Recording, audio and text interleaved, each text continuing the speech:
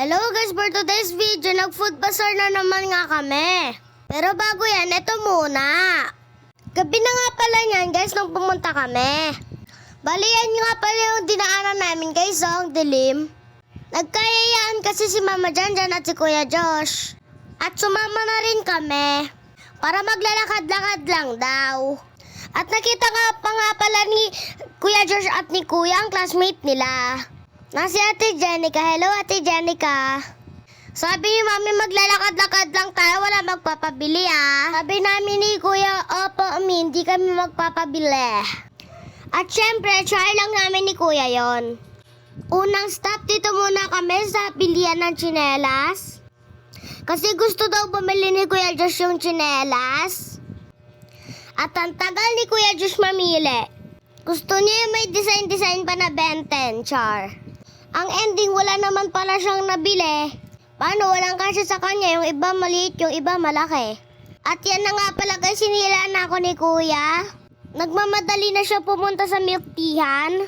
Kuya, nagmamadali ka sa milk teahan. Sabi ni Mami, wag ka magpabili.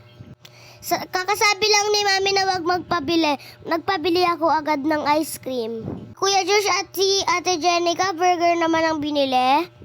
Ako ice cream lang kasi bago kami umalis, kumain ako ng kanin. At si Mama Janjan, ice cream din daw.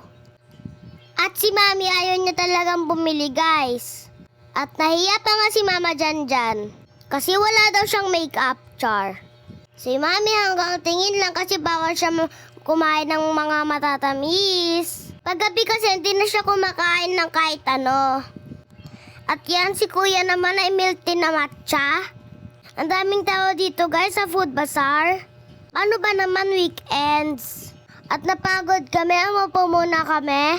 Habang hinihintay namin yung order ni Kuya. O food trip yung bata makulit Parang nasa bahay ka lang girl. Nag-iisip-isip pa nga ako guys kung ano ipapabili ko. Ayos ka girl Sino mga taga Minuyan proper dito guys? Nakapunta na ba kayo dito sa may bazaar guys, dito sa Phase 5? Kung hindi pa, arat na. Ang dami ditong mabibili guys. Malamang mag-enjoy kayo sa mga pagkain. At yan, masaya na yung kuya ko kasi nakuha niya na yung matcha niya. At di na rin kami magtatagal, uwi na kami. Kasi gabi na baka mamaya may makasalubong kaming aswang char.